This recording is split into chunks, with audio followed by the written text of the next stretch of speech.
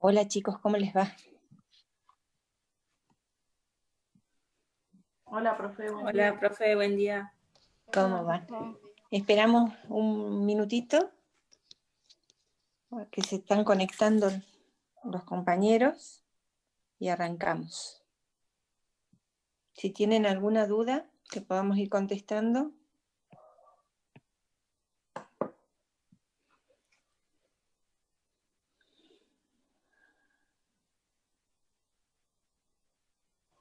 Profe, el parcial del viernes 27 va a ser por la mañana, no va a ser en horario de práctico. Todavía, Evelma, no tenemos el horario. Normalmente lo hacemos por la mañana, por una cuestión de congestión con el Moodle, pero todavía no tenemos el horario. Bien, profe, gracias.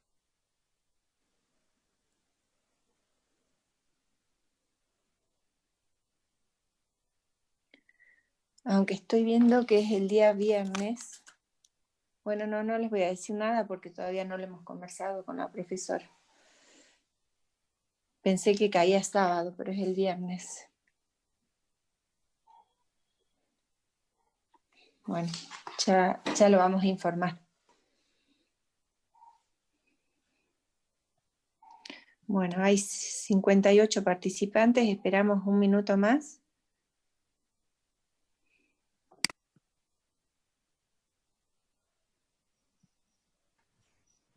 Buen día, profe. Hola, ¿cómo estás?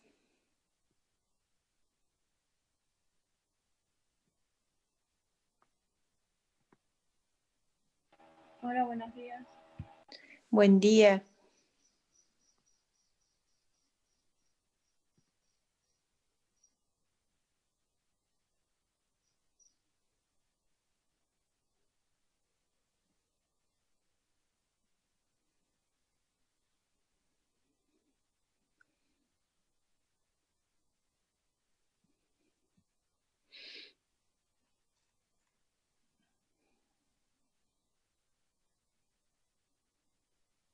Bueno. A ver.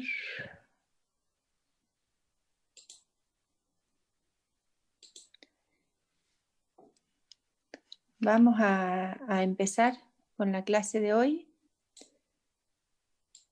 Vamos a poner de este lado.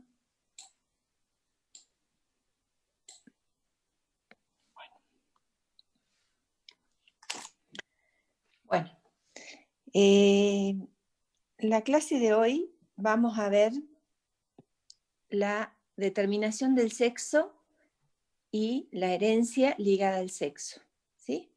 Vamos a ver que este tema es muy importante en la segunda parte de la materia, cuando veamos genética de poblaciones, porque la manera de analizar los caracteres a nivel poblacional dependen, entre otras cosas, de si el carácter está ligado al sexo o no. Entonces hoy vamos a ver qué significa que un carácter esté ligado al sexo, pero antes vamos a ver cómo se determina el sexo en distintos grupos de organismos. Por eso vamos a tener dos objetivos. Uno de los objetivos va a ser reconocer los mecanismos de determinación del sexo en distintas especies, y después vamos a analizar los patrones de herencia de los caracteres controlados por genes que están localizados en los cromosomas sexuales. Bien.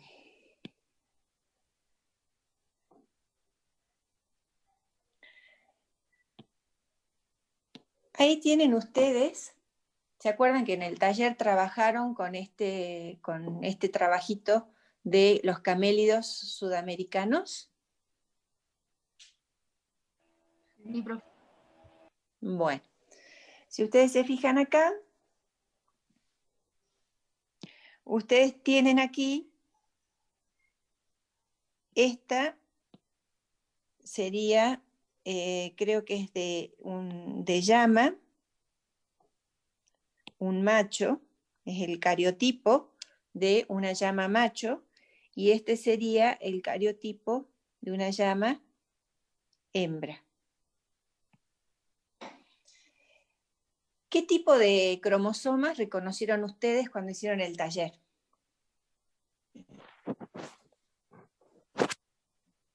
Somáticos.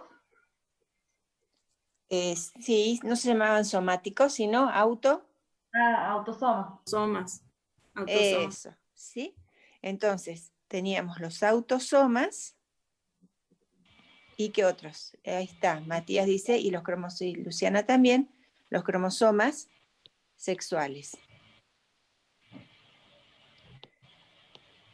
Bueno. ¿Qué podemos ver acá en el macho?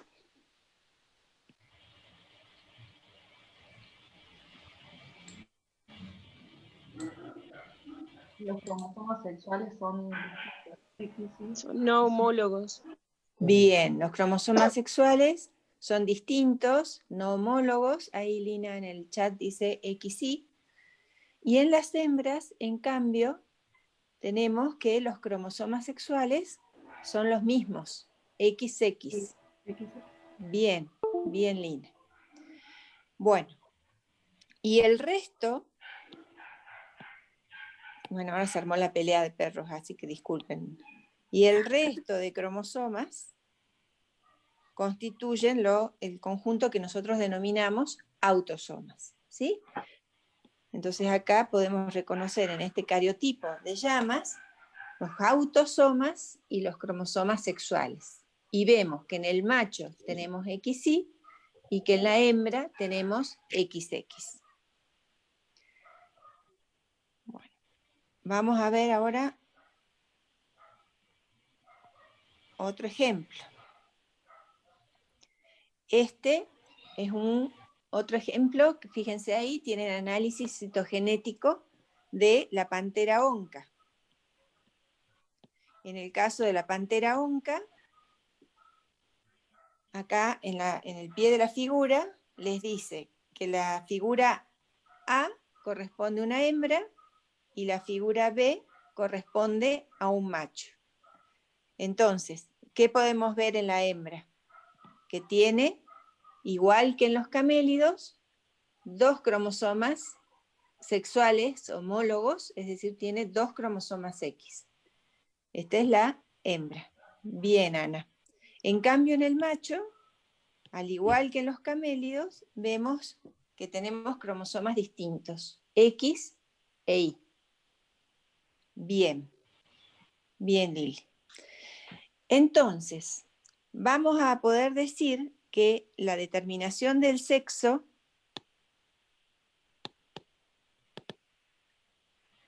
las llamas y la pantera onca, ¿dentro de qué grupo de organismos estamos hablando? ¿Qué serían? ¿Cómo los clasificaríamos? Mamíferos. Mamíferos. Eso. Perfecto. Entonces la determinación del sexo en mamíferos, es decir, el hecho de que un individuo sea macho o hembra, está definido por cromosomas sexuales y en este grupo de individuos, en mamíferos, las hembras son XX y los machos son XY. ¿Mm? Entonces, con respecto a estos cromosomas, las hembras van a producir, cuando estos cromosomas, a ver, contéstenme ustedes a ver si se dan cuenta, cuando estos cromosomas X e Y segreguen durante la meiosis, ¿cómo van a segregar? Es decir, ¿qué tipo de gametas se van a formar con respecto a estos cromosomas en las hembras? Con X. Bien, solamente, exactamente, van a formar gametas que van a llevar solamente X, ¿sí? En cambio los machos, X. bien, X e Y, la mitad, exactamente, y la mitad. ¿Eh? Entonces, Por este motivo, en el caso de los mamíferos, muy bien están contestando en el chat, a las hembras se las llama homogaméticas y a los machos, como forman dos tipos de gametas para los cromosomas sexuales, se los llama heterogaméticos. ¿Sí? Bueno, vamos a ver en otros grupos de individuos.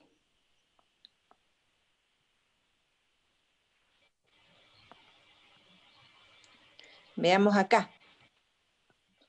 Tenemos la descripción cariotípica. Ahí se me fue. Esperen.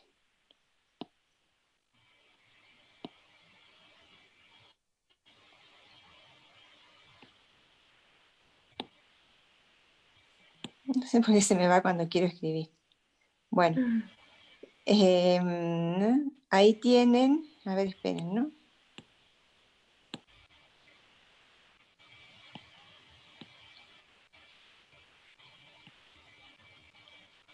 Bueno, no voy a escribir en esta diapositiva. Fíjense ahí, tenemos la descripción cariotípica de Spheniscus magallanicus, que es el pingüino magallánico, ¿sí? Que encontramos en el sur de Argentina. De hecho, este es un trabajo de científicos argentinos. Si ustedes se fijan, las hembras, a ver, díganmelo ustedes, porque no sé por qué no se puede escribir, ¿cómo son las hembras? ZZ. Bien, ahí tienen, en el cariotipo, tienen los 33 cromosomas que son autosomas y separados los cromosomas sexuales, cómo sería en la hembra y cómo sería en el macho. Bien ahí, Mariana y Ana dice que en las hembras son ZZ y los machos son ZW. Bien, muy bien. Entonces, la determinación del sexo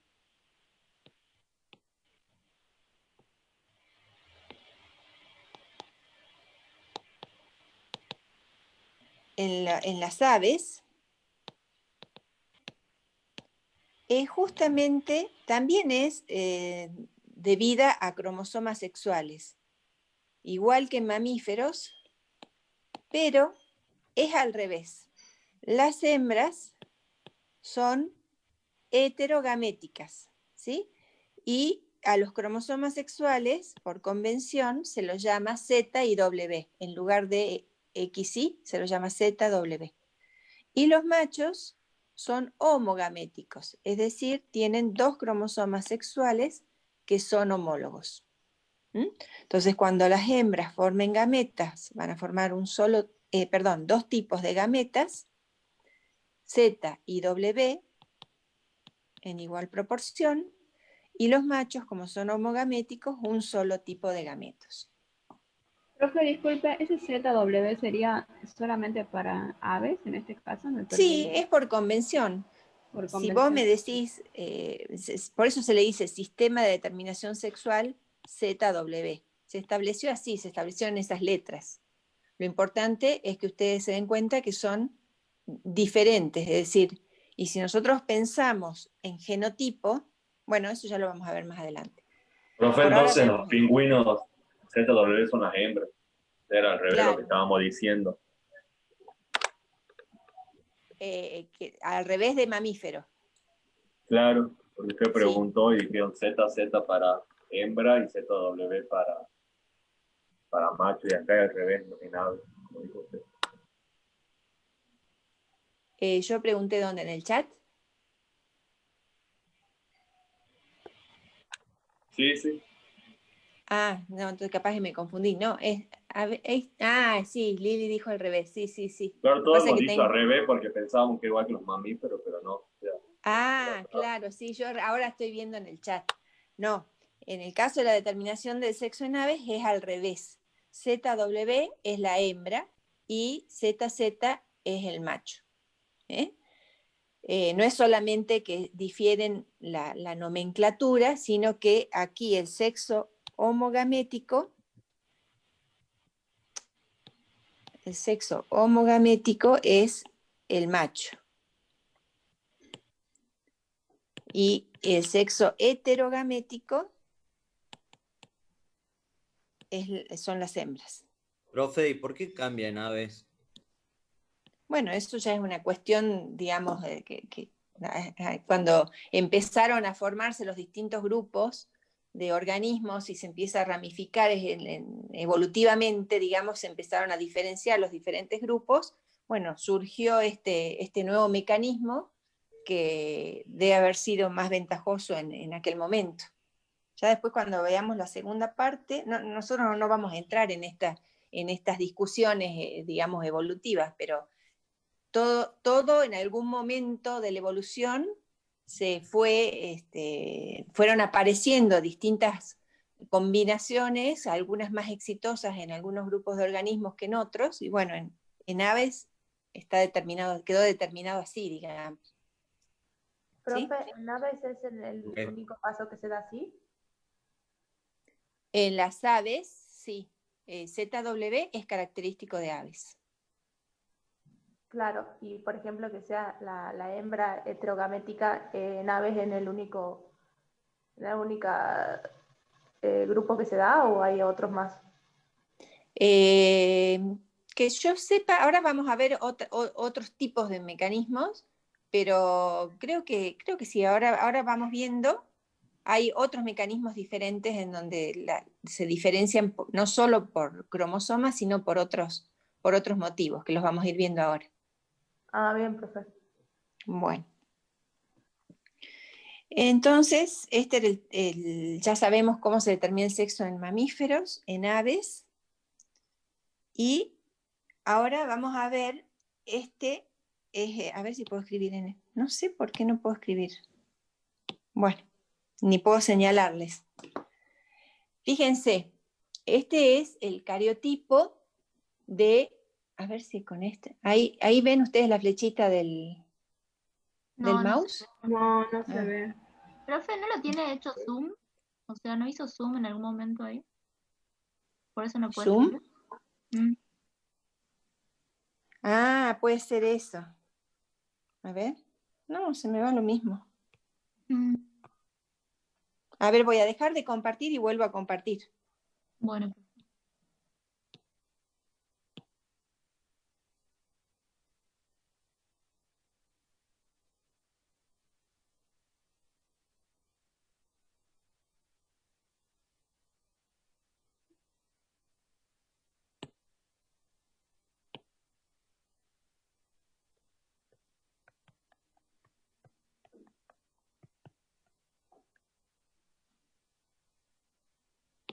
Ahí está, ahora sí. Bueno, gracias. Debe haber sido algo así. Entonces, fíjense que acá tienen el cariotipo de un caimán, el Alligator mississippiensis. Este es un trabajo creo que de Estados Unidos, no me acuerdo bien, pero ahí tienen la cita, si lo quisieran buscar. Entonces, fíjense que en el cariotipo, ¿ven cromosomas diferentes?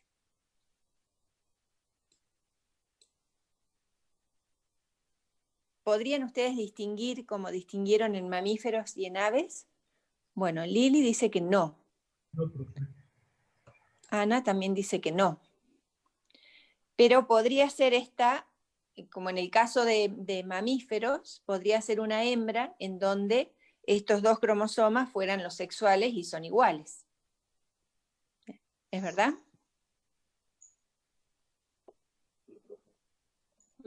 Sí. Bien. Pero si ustedes leen, yo acá les puse un pedacito del trabajo, está en inglés, ¿sí? Pero ahí les dice que eso, Emanuel dice que se lo determina la temperatura. Si ustedes leen acá, les dice que se incluyó a 6 especímenes de este caimán, 5 eran machos, 1 era hembra. Y dice que, no obstante, los cariotipos de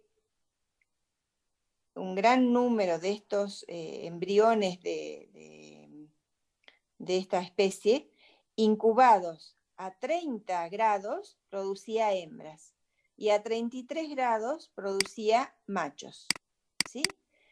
Y que no se encontraron diferencias en relación al sexo en los cariotipos. Entonces, vamos a ver que en muchas especies de reptiles, como pueden ser los cocodrilos o caimanes, también en algunas tortugas, la determinación del sexo no es cromosómica, es decir, no hay un cromosoma, no hay cromosomas sexuales o alguna diferencia en el número de cromosomas lo que determina el sexo, sino lo que determina que un huevo se desarrolle, o en un huevo se desarrolle macho o hembra, es la temperatura. Es decir, que la determinación del sexo es ambiental. ¿Sí? Bueno. Entonces ya tenemos mamíferos, tenemos aves, tenemos un grupo de reptiles, y vamos a ver otro grupo que para ustedes también son importantes porque son los himenópteros. Los himenópteros, dentro del grupo de los himenópteros están las hormigas y las abejas, ¿sí? Que son, en caso de las abejas, son polinizadores importantes. Entonces, nos fijemos acá. En las abejas, fíjense cuántos cromosomas tiene. Tiene 32 cromosomas, las células somáticas. Y los machos tienen 16 cromosomas. ¿Sí? Entonces, las hembras son diploides y los machos son haploides. Entonces, estos machos, ¿cómo se forman? Se forman cuando hay no hay fecundación entre gametas, ¿sí? Por eso son haploides. Espera que se me va el chat. Bien. En cambio, las hembras se forman por fecundación de gametas N. Los machos forman sus gametas por mitosis y las hembras forman sus gametas por meiosis. Por eso son gametas N. Y los machos que eran ploidía N forman por mitosis gametas N. Entonces, ven que hay grupos particulares de organismos en donde, en el caso de los himenópteros, la determinación del sexo es por la haploidía del individuo. Las hembras son diploides en este grupo de organismos y los machos son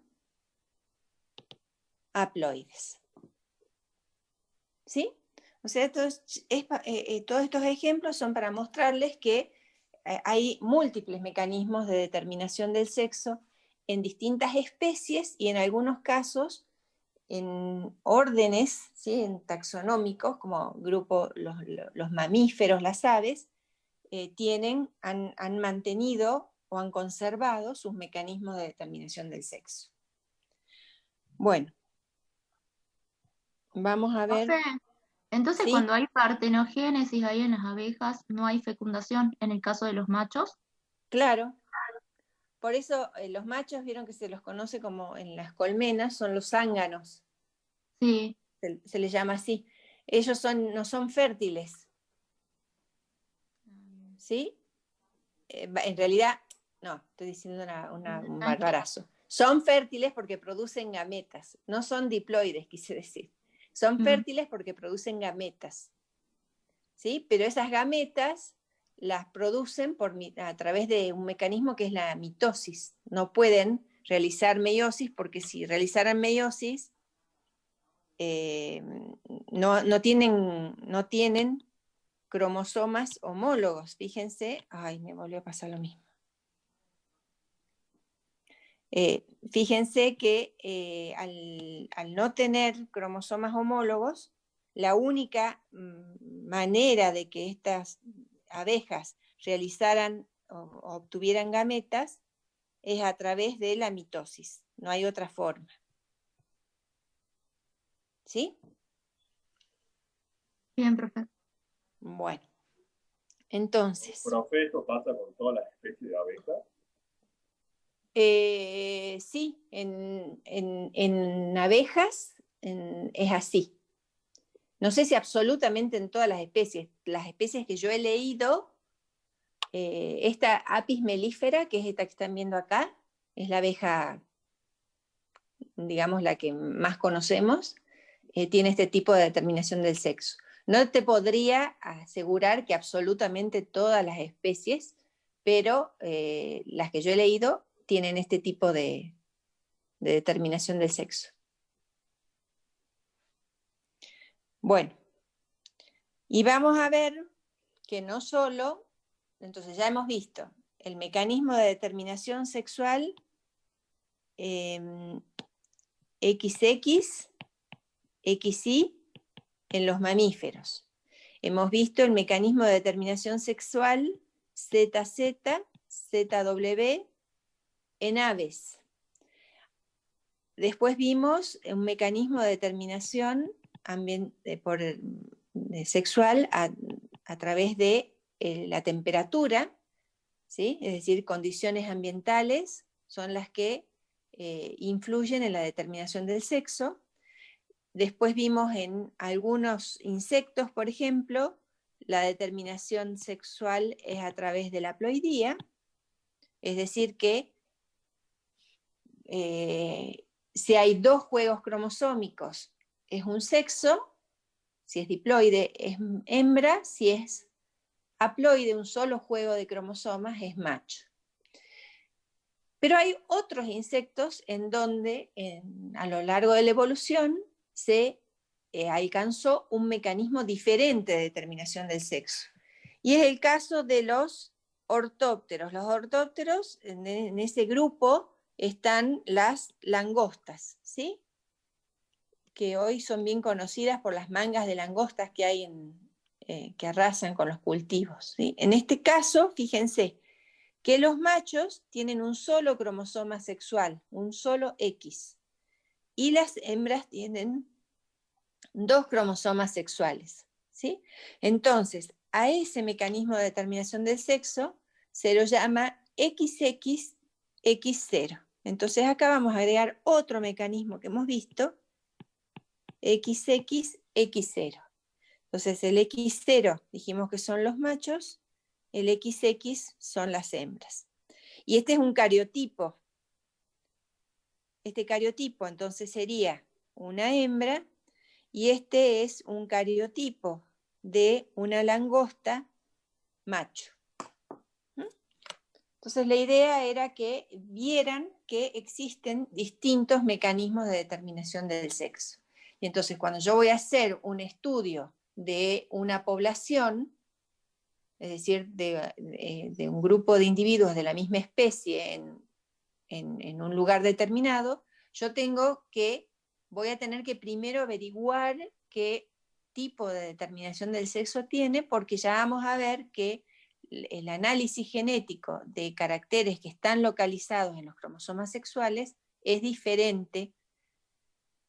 Entonces voy a tener que saber cómo se determina el sexo en esa especie. ¿Vamos bien? Sí, profe, vamos bien. Bueno, se me salió el chat. Profe, Sí, sí. en este caso el macho que sea cero es representativo, o sea, no tiene gametas. En este caso va a tener gametas. Unas van a ser gametas que van a llevar el X, más todo. Yo con la A voy a nombrar a todo el grupo de autosomas. Esto sería un juego de autosomas. Y va a tener gametas que van a llevar solamente el juego de autosomas y le va a faltar el cromosoma sexual. Entonces, estas hembras van a surgir porque se fecundan gametas con un juego de autosomas más el sexual. Entonces ahí se forman las hembras, que son 2 juegos de autosomas más sexual. Ya miro el chat. Y estos, los machos, se van a formar por la fecundación de gametas de este tipo con gametas de este tipo. Bueno, ahí Emanuel pregunta si en plantas se aplica algo similar para monoicas o dioicas. En plantas se ha visto que hay algunos casos en donde la determinación del sexo es a través de cromosomas sexuales, ¿sí? Pero no en todas las plantas. Podríamos buscar en qué especies de plantas, yo no busqué para esta clase, pero hay algunas plantas en donde la determinación del sexo es por cromosomas sexuales. Monoica, dioica hace referencia a si producen el individuo o flores masculinas solamente o femeninas solamente, y las dioicas producen los 2 tipos de flores. ¿Sí, Emanuel? Bueno.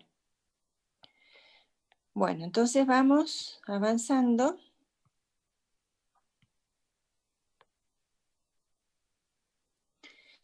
¿Se acuerdan que nosotros hablamos, cuando hablamos de marcador genético, que se los vuelvo a recalcar porque es muy importante el concepto de marcador genético? Habíamos dicho que un marcador genético podía ser morfológico, bioquímico, podía ser molecular, ¿sí?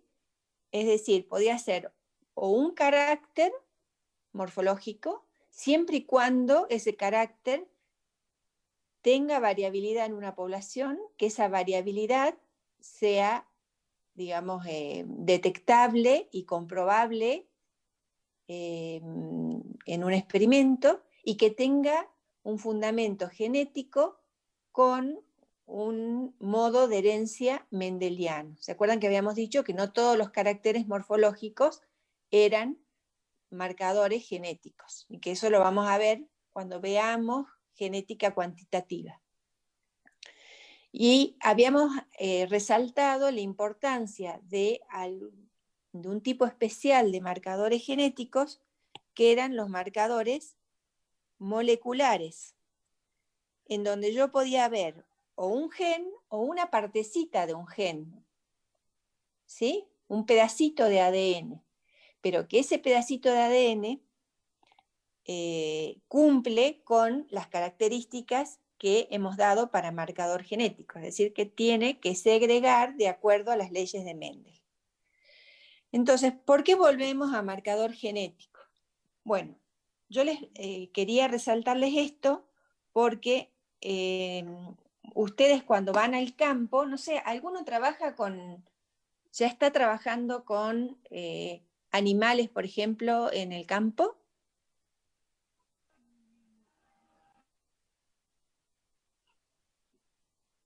No, profe, con fauna no pudimos ir. No pudieron ir. ¿Y ninguno trabaja así con alguna cátedra, como ayudante en algún proyecto? Parece que no. Bueno, lo que yo les digo es que muchas veces, dependiendo de la especie con la que estén trabajando, no es tan fácil cuando uno trabaja con poblaciones naturales hay especies en donde no hay dimorfismo sexual, es decir, yo no puedo reconocer a simple vista machos y hembras, ¿sí? En algunas especies, por ejemplo en aves, cuando el ave es adulta, por ahí hay distintos coloridos, lo mismo en grandes mamíferos también hay diferencias, Pero por ahí, cuando todavía no han llegado a la etapa de adulto, es difícil reconocer el sexo, ¿sí? Si yo agarro pollitos, seguramente no puedo reconocer el sexo, pero si dejo que crezcan hasta adultos, voy a reconocer perfectamente gallina de gallo. Entonces, ¿por qué recalcamos lo de los marcadores? Porque fíjense que aquí en este estudio, fíjense, les dice, determinación del sexo mediante la técnica de reacción en cadena de polimerasa en camélidos sudamericanos. Esa técnica lo que me permite es identificar, esta técnica me permite identificar marcadores de ADN. Es decir, esto es una corrida electroforética, esto que tenemos acá, es una corrida electroforética.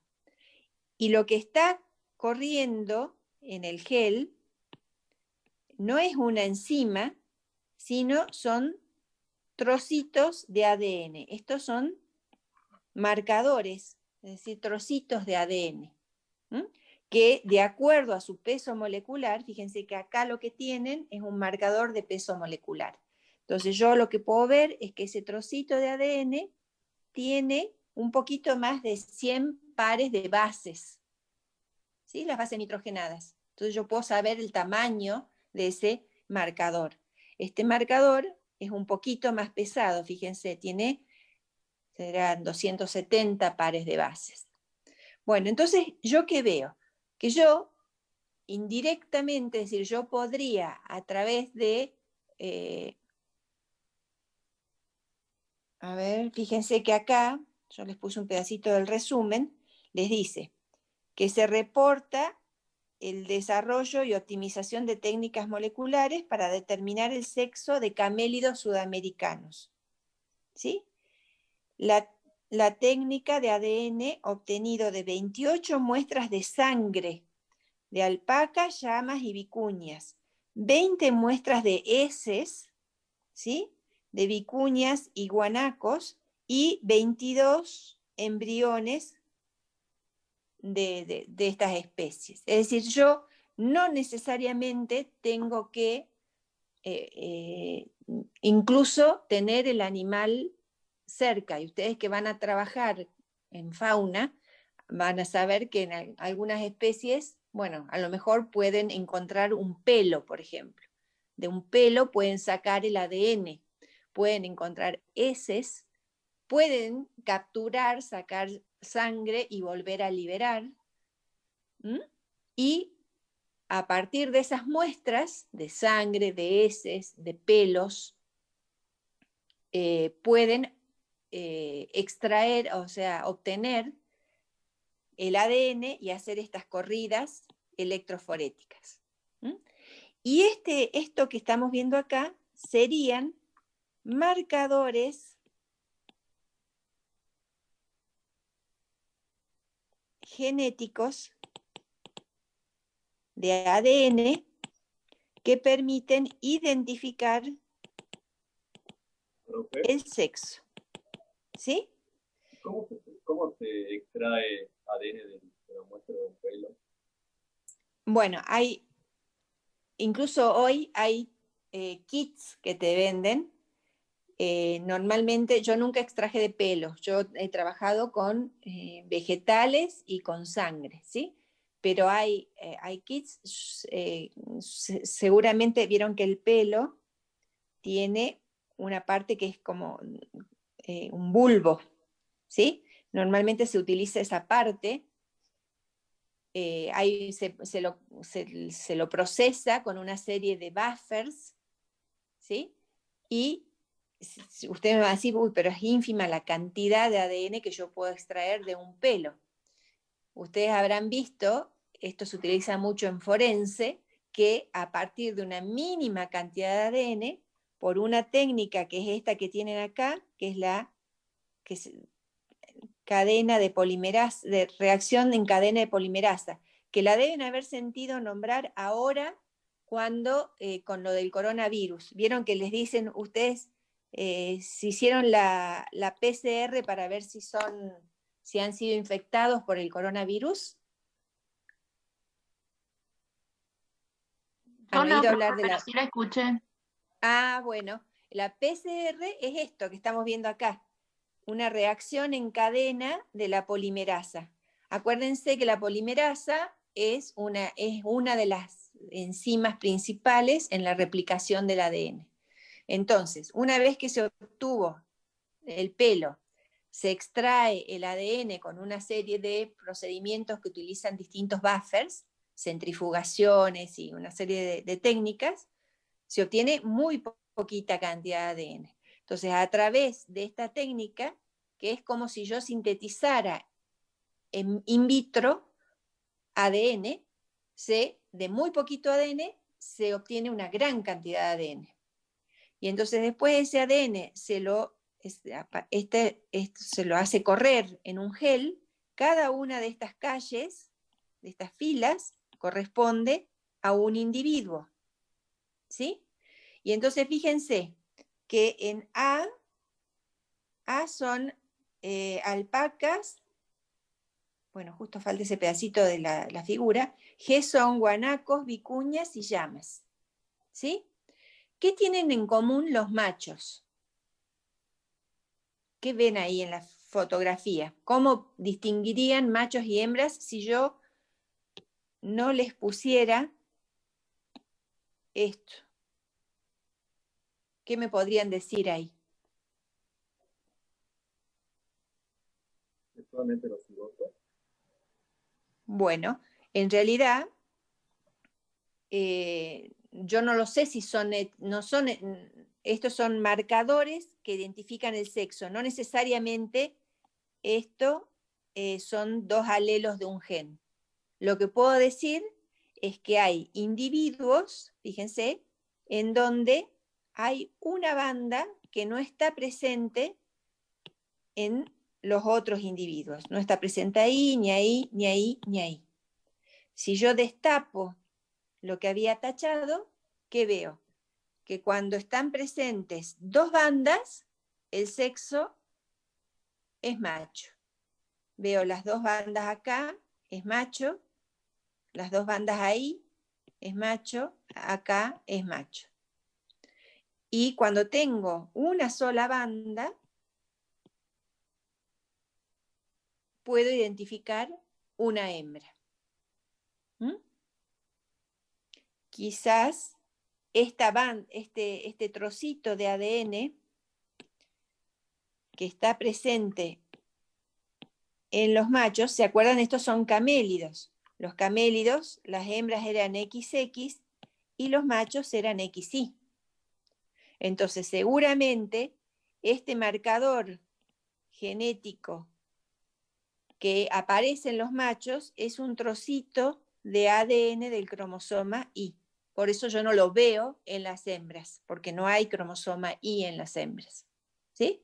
Pero se dan cuenta que con estos marcadores genéticos yo me evito hacer un cariotipo para ver si es XX, XY, si no hay dimorfismo sexual, es decir, si no veo diferencias morfológicas entre los individuos.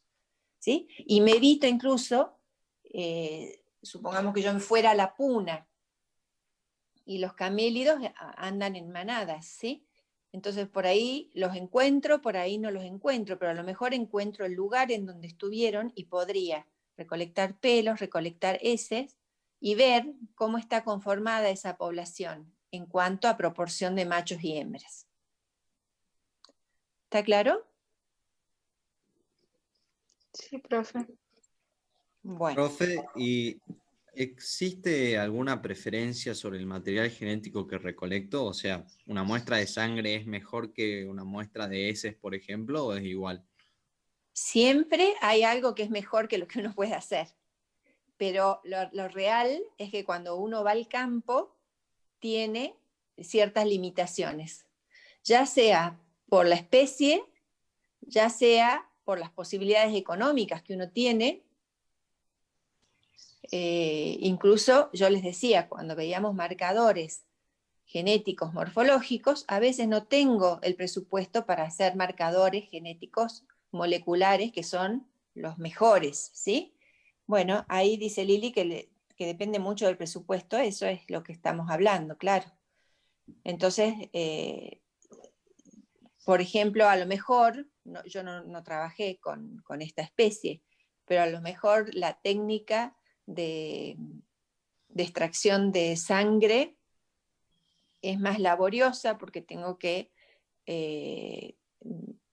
digamos, atrapar cada uno de los individuos, sacarle sangre y liberarlos, que si junto pelos o junto heces, pero a lo mejor a partir de sangre es más fácil obtener el ADN u obtengo un ADN de mejor calidad para trabajar después en esta PCR de la que hablábamos, ¿sí? O sea, Claro, cuando van al campo, ahí se dan cuenta de que una cosa es lo ideal y otra cosa es lo que sucede a campo. Ok. ¿Está claro? Profe, Bien. disculpe. Sí. En esta imagen que estamos viendo, en la parte que dice 500 pares de bases, como que se Sí. ve una marquita, pero no sé si es lo suficientemente visible como para Si ustedes, considerarla. miren, si ustedes ven, no sé, yo no sé cómo llegan a ver ustedes, pero, a ver, en todas, digamos, como yo les decía el otro día, cuando uno va a publicar, y esto es una publicación, lo que uno hace es elegir la mejor foto que obtuvo, ¿sí? Pero no sé si ustedes llegan a ver que aquí hay como una marquita, como si fuera una sombrita blanca, todo para arriba. ¿Lo llegan a Sí. ver? Sí. Bueno, En la bueno, superior eso se en ve realidad, como- cuando uno trabaja en el laboratorio, eso es ADN que se ha degradado. ¿Sí? Cuando obtengo, ven que se obtiene así como un chorreado, eso es ADN que se ha degradado, eso no, digamos, no se lo considera. Ah, bueno, profe. Bueno, Profe, pero eso se observa en todos los machos. sí, pero puede ser, digamos, a veces a esto se lo llama ADN fantasma también, ¿sí? Como que puede ser, ustedes hacen referencia a esa liñita que ven ahí arriba.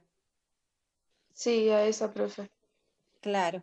Bueno, eso se lo llama ADN fantasma y puede ser que sea, digamos, que esté correlacionado con esto, ¿sí? Pero la que yo tomo en cuenta es la banda que se ve perfecta y que tengo identificada ya como que está entre casi 300 pares de bases. En Vicuña llama como que las bandas son muy parecidas en la parte superior e inferior, digamos. Por ahí se tiende a confundir. Sí, es Me verdad. tiende a confundir. No sé. Claro, pero de todas formas ustedes consideren que acá tenemos una muestra muy chiquita, ¿sí? Tenemos de alpaca, un macho, una hembra, de guanaco, yo no sé, fíjense que aquí en el resumen les dice que trabajaron, a ver, ¿con cuántos? Con 28 muestras, ¿sí? Entonces lo ideal, pero cuando uno publica no va a publicar las 28. Entonces publica la foto de las mejores. Tendríamos que leer todo el trabajo para ver, pero evidentemente estos marcadores han servido para determinar el sexo de esa manada de camélidos, ¿sí? Profe, una pregunta, ¿y dónde está M? Todas esas banditas que están ahí, ¿qué serían? Eso se llama marcador de peso molecular. Eso uno compra, es un tubito en donde hay un buffer con o sea, un líquido en donde uno siembra y sería como si fuera mi patrón para saber los pesos moleculares. En ese buffer hay ADN de distintos tamaños, ¿sí? Esto es ADN de distintos tamaños. Esa banda, yo cuando siembro el marcador, yo lo siembro como referencia. Yo sé que esa banda tiene 500 pares de base. Entonces, si yo en mis individuos, como esta que veían acá ustedes clarita, encuentro una banda allí, yo puedo informar que la banda 500 pares de base es un marcador genético que me sirve para determinar el sexo de un individuo. ¿Sí? Me sirve de referencia para saber el tamaño de los marcadores con los que estoy trabajando. Siempre en un gel se siembra un marcador de peso molecular.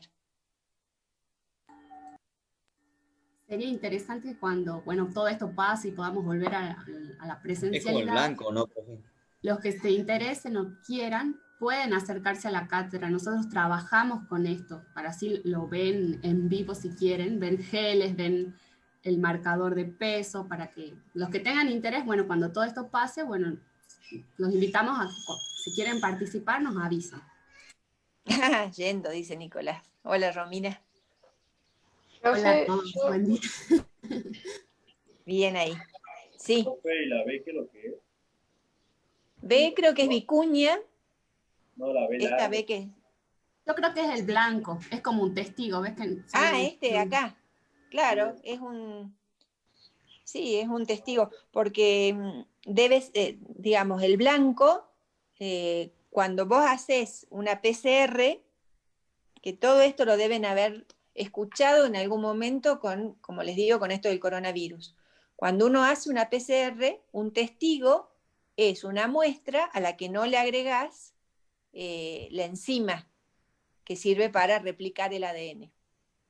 Entonces, no te da ninguna banda porque ese no se replicó, no se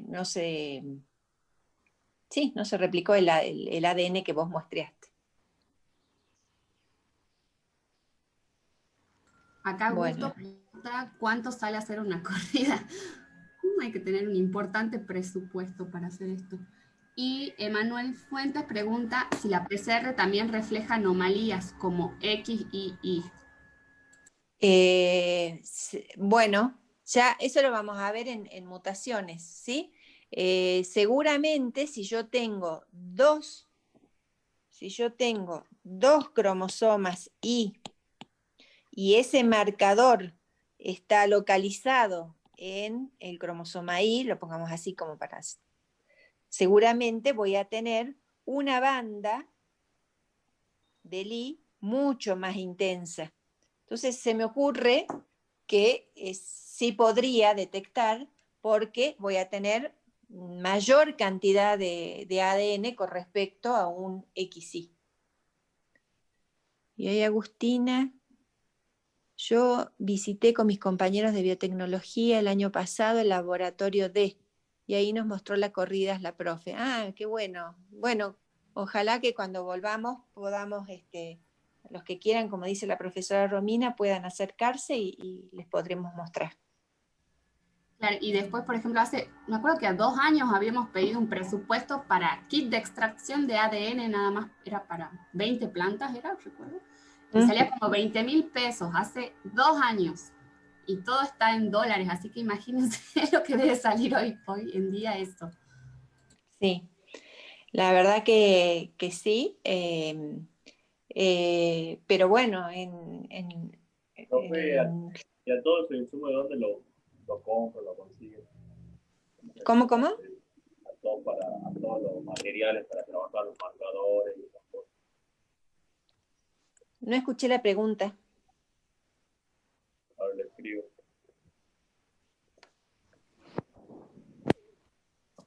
A ver. Es que si subo el volumen de la tablet sale con eco mi voz, por eso. Sí, se escuchó despacito. Augusto dice, mejor omitir especies donde la diferenciación de sexo no es apreciable, sí. ¿De dónde se consiguen los insumos? Hay un montón de empresas que venden reactivos. No se compran en Argentina, pero ahora en Argentina están algunos produciendo, ¿sí? Enzimas de polimerasas hay un laboratorio que se llama Quilmes que produce estos insumos. Hay un montón de empresas. El asunto es tener el presupuesto, pero bueno, cuando uno hace un proyecto de investigación en conservación, puede plantear seguramente va a tener que ser un estudio genético poblacional, y bueno, puede plantear, buscar, hay un montón de fuentes de financiación para este tipo, y ahora con conservación hay un montón de fuentes de financiación, sobre todo de ONGs que pueden conseguir fondos para hacer esto. No es imposible, ¿sí? Pero en otros países es mucho más accesible. fácil, está más al alcance de la mano que para nosotros con los precios que tenemos fijados en dólares. Pero no es imposible. Y con este tipo de datos se pueden hacer un montón de análisis estadísticos que nos van a ser muy útiles para tomar estrategias que sean realmente basadas en análisis de datos muy útiles para diseñar estrategias de conservación de recursos. Así que si alguien está interesado en hacer alguna tesis en esta parte genética, podemos, no digo en mi laboratorio, porque nosotros tenemos recursos destinados para otros objetivos, pero se puede hacer un contacto con gente que haga este tipo de estudios, y yo creo que es un lindo trabajo de tesis. Bueno, ¿vamos bien?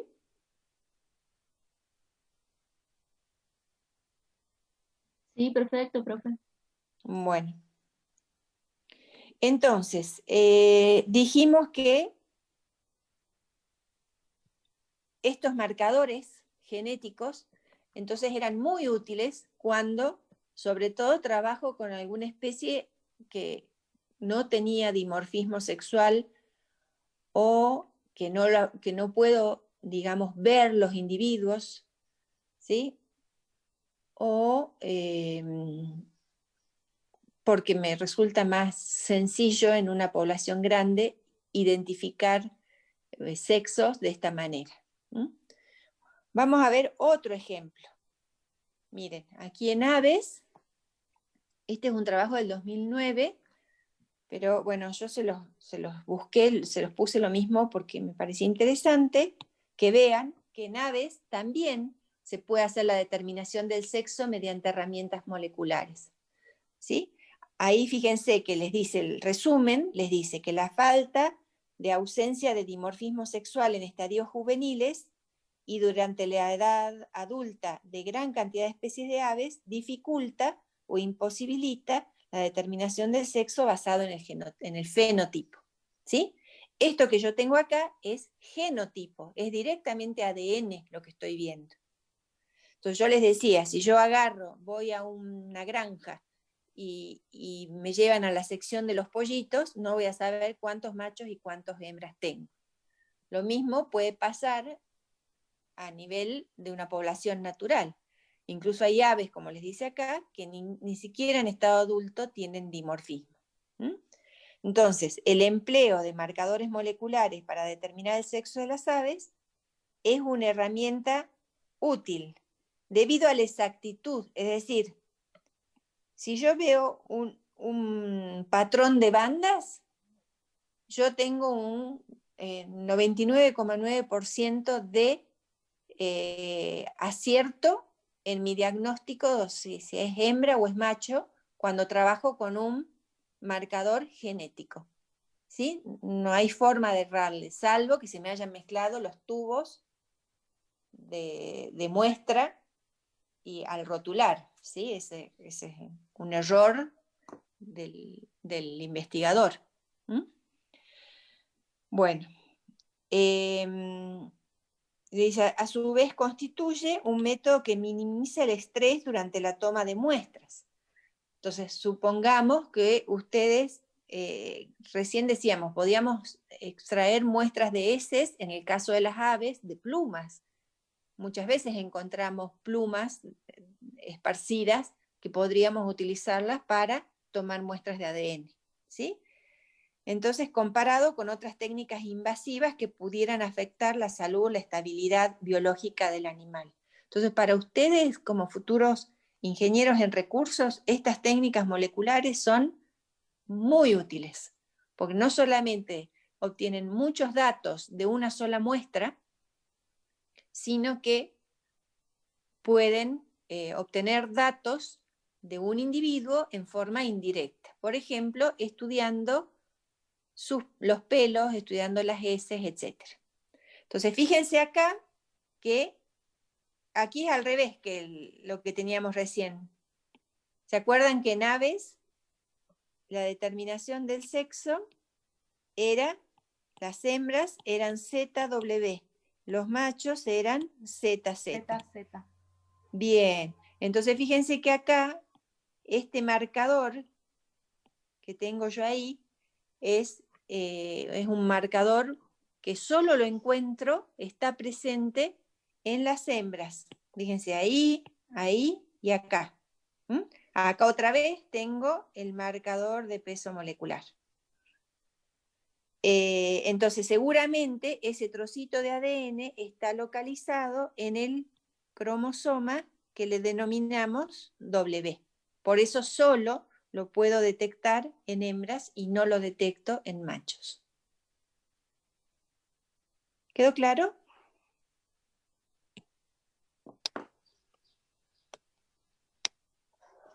Bueno, y acá tienen, a ver,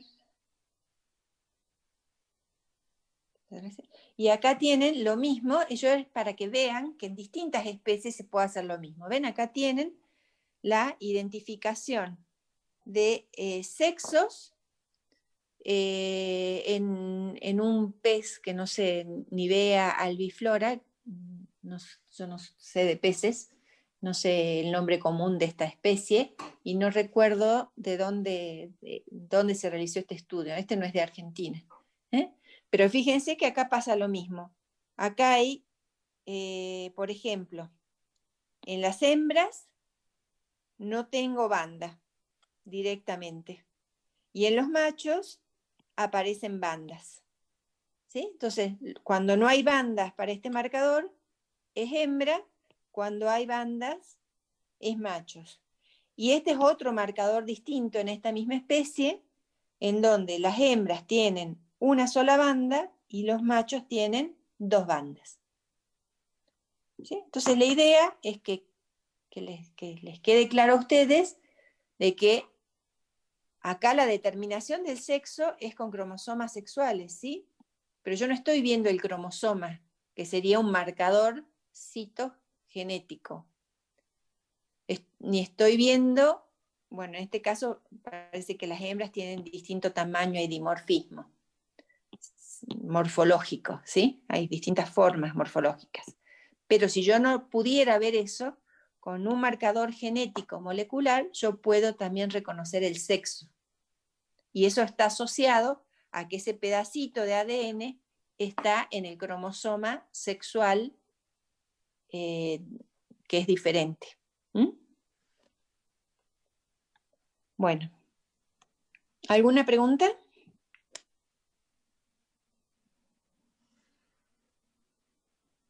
¿Quieren hacer un recreíto de 10 minutitos?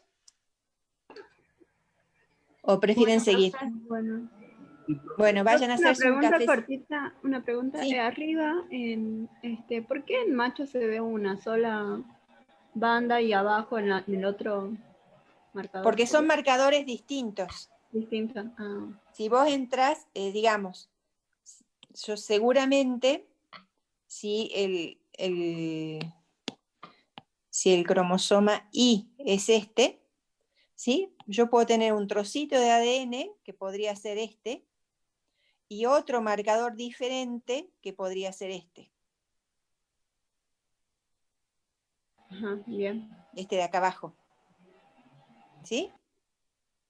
Son distintos marcadores, como si yo viera el color del tomate y, no sé, la forma de la hoja. Nada más que acá estoy viendo dos trocitos de ADN en distintas partes del cromosoma. Bueno, a las 1:15 nos juntamos, así descansan un ratito, háganse un café y estamos de vuelta.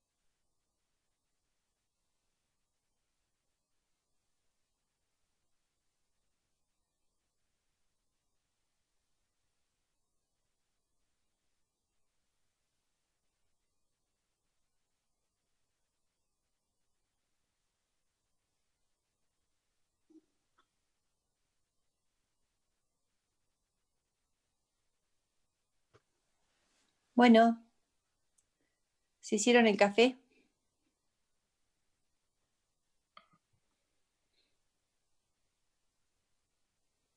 Hola, profe. Hola, profe. Bueno, ya están regresando. Café no, pero sí. Se despejaron un rato. Yo fui a poner un juguito, lavarropas. Un juguito, perfecto. Un matecito, muy bien, muy bien. Bueno, entonces, vamos a seguir. Ustedes en la guía tienen de, bueno, es simplemente, esto se lo dejo para que lo lean ustedes, ¿sí? Pero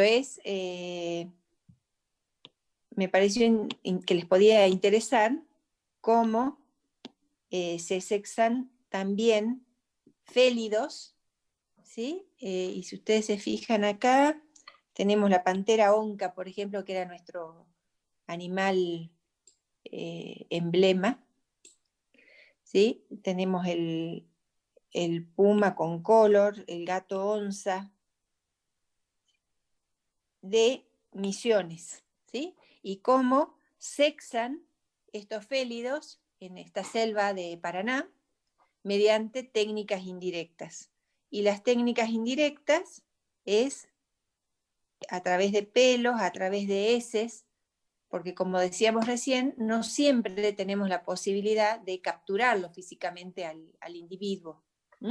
Entonces, estos marcadores genéticos moleculares nos sirven, entre otras cosas, para, de manera indirecta, tener una idea en una población de cuántas hembras, ustedes si lo leen después acá, les dice, los resultados de la muestra les dicen que tienen 38 machos y 49 hembras. Entonces yo podría estudiar el sexo, es decir, la proporción de sexos en una población, en este caso de distintos félidos, a través de marcadores genéticos que están ubicados en los cromosomas sexuales y me permiten diferenciar sexos.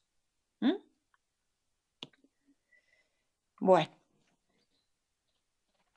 Ahora vienen los primates. ¿Leyeron el trabajito que les di? Sí, profe. Bueno, ¿les interesó? La verdad que sí, muy interesante. Muy lindo.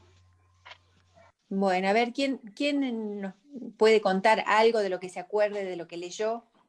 Y vamos aportando entre todos para después sacar una conclusión. Bueno, más o menos así en general, habla de la diferenciación de color que tienen las especies de primates por la presencia de conos y bastones en una parte de la retina, digamos, de los ojos.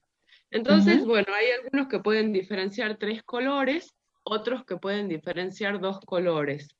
Se hizo un estudio en primates del Viejo Mundo y del Nuevo Mundo, y bueno, se hizo esa diferenciación, ¿no? Los que podían diferenciar 3 y 2 colores, y bueno, también se postuló para qué les servía eso, más o menos como objetivos o como, digamos, conclusiones en función de esto, por ejemplo, para la búsqueda del alimento, para cuando son diurnos y cuando son nocturnos, son de hábitos diurnos o son de hábitos nocturnos, y bueno, en base a eso, digamos, se hizo el trabajo.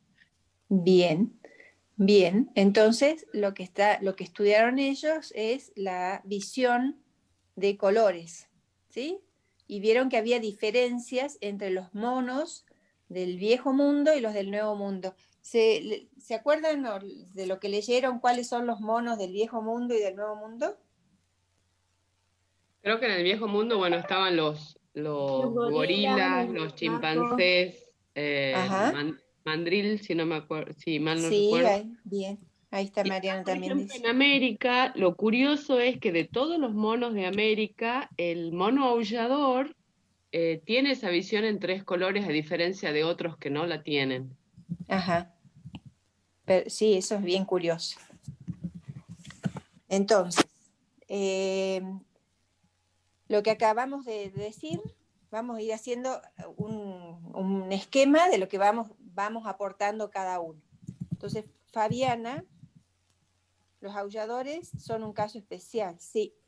Entonces vamos a decir que la percepción del color, acaba de decir Fabiana, que es debida a la presencia de unas células especiales que se llaman conos, ¿sí? En la retina del ojo.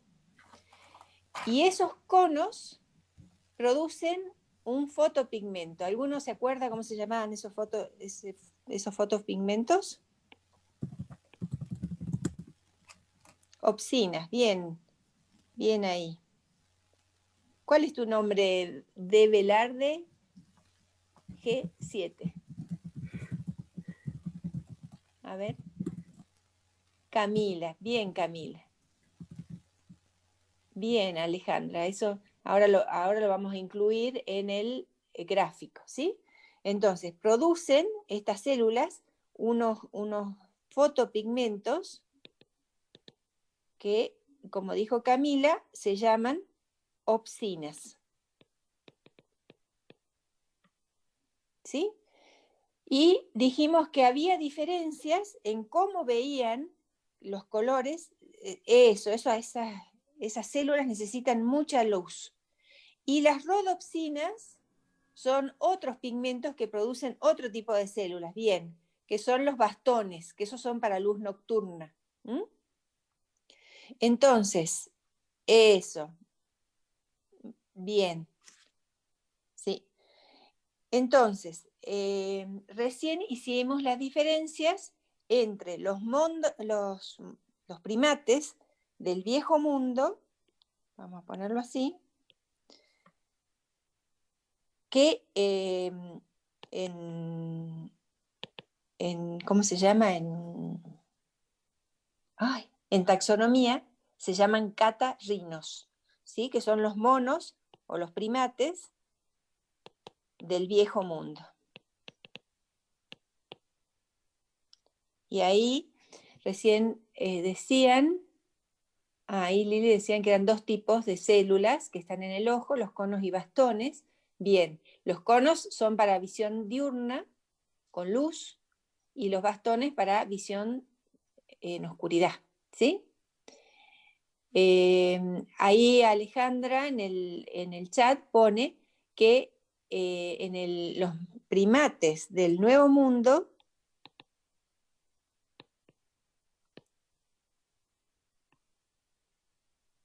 que se llaman platirrinus. Bien, rinos. Bien, ahí Lili.